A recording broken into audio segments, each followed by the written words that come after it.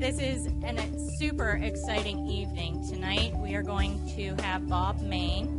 He is going to talk about how to get in the game and develop our internet and social media strategy.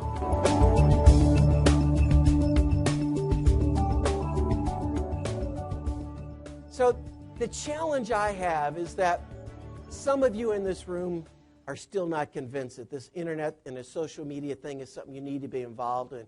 As I was even talking to folks at the table, they said, you know what? I don't have a Facebook page. I don't want a Facebook page. I don't care if Aunt Gussie got her nails done yesterday. I don't want people to know what I'm doing, that I'm cleaning out the garage. I don't care. What we have to do is we have to separate that and recognize that your patients, your prospective patients, they are online. They do care that Aunt Gussie got her nails done. And that's what Facebook is all about. It's a social involvement, a social discussion. Yeah, they're sharing pictures of the grandkids.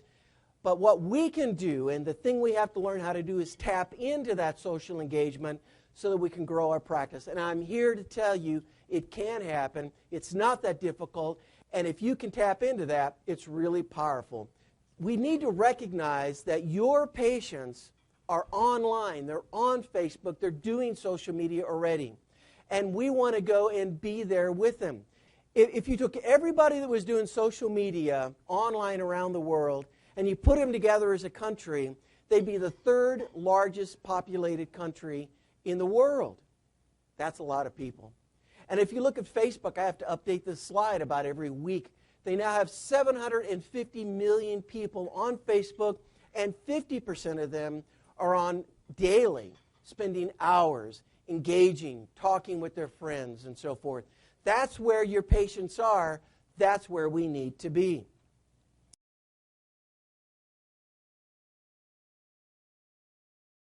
So look, here's the deal. And I don't want to get too philosophical, but we have to recognize that people are changing.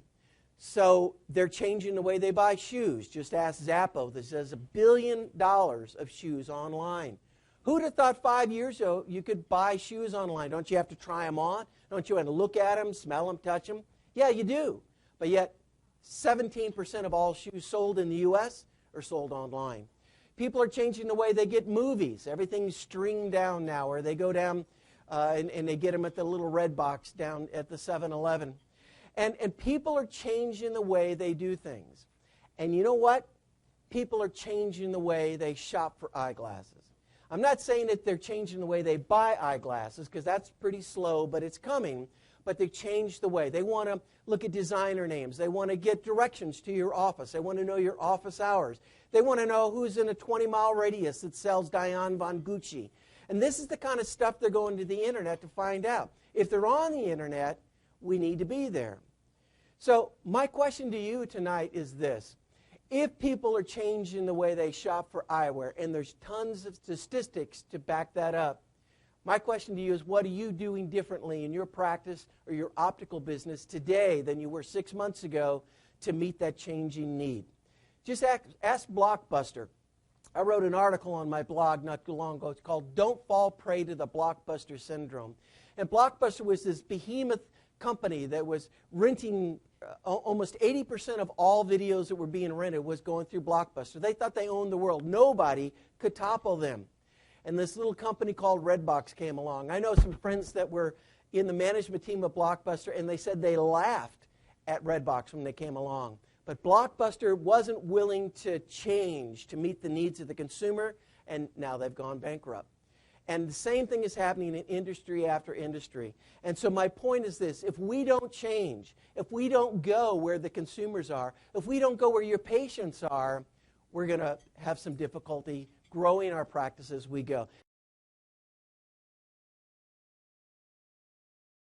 All right, so what are the benefits of having a good online presence? Why should I spend time and effort and money and resources having this online presence?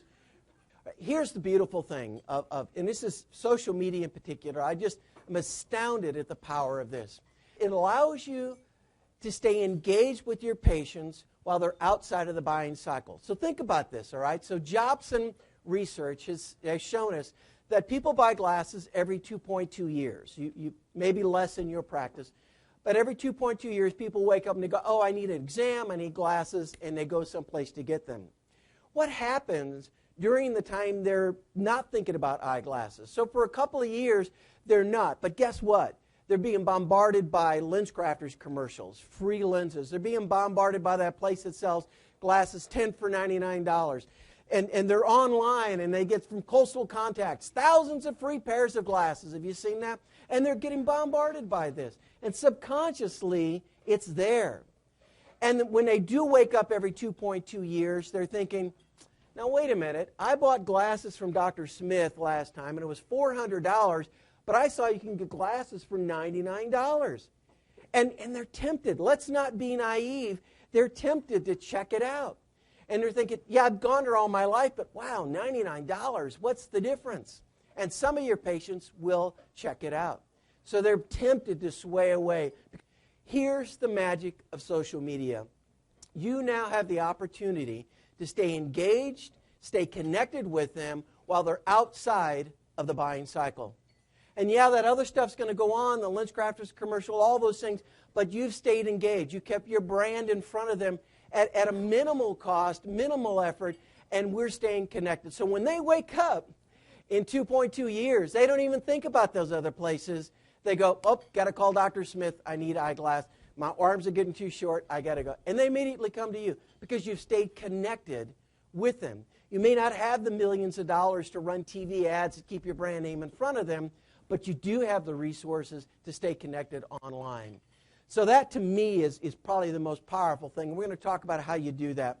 Shorten the buying cycle. Wow, I have worked with company and practice after practice where we have proven that if you do a good online engagement while they're outside of the buying cycle, you can shorten that. So it's not 2.2 years anymore now. It's every 1 year they're buying a pair. Every 6 months. Because you're giving them ideas about new trends, new fashion, new fancy Dan Hoya lenses. And you talk to them constantly and give them ideas, and it'll shorten the buying cycle. I've seen it happen. The other really cool thing that it will do is it gives you a chance at a very low cost to bring new people into the practice. Facebook is a wonderful platform to advertise, those banners off to the right side. You can do that at such a low-cost engagement. It's unbelievable. And you can manage it, and you can see who's coming on and who's clicking on. So it's a low-cost way to bring new people to your Facebook page.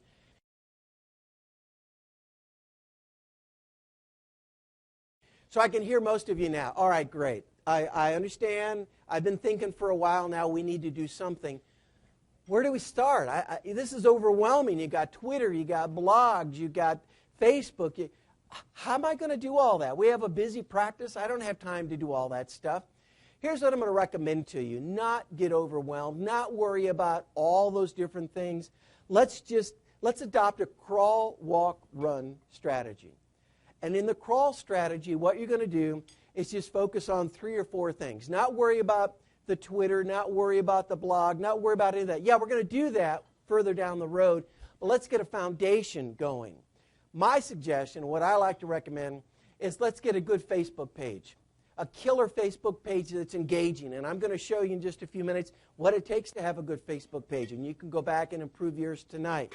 I'm going to show you what it takes to have a good website, the things that you have. There's about 6 or 7 things that you must have on your website in order for it to be engaging and to help grow your practice. You also need to have a good strategy and a good plan, and I'll talk about that. If you've got the crawl stage down, and by the way, I must say, I work with a lot of people in our industry. 99% of the people in our industry are in the crawl stage. So if you're in the crawl stage and you don't have a killer Facebook page, you don't have a killer website, you're not alone. A lot of people don't. But let's figure that out. Let's get started, and then we can go to the walk, and then we can go to the run.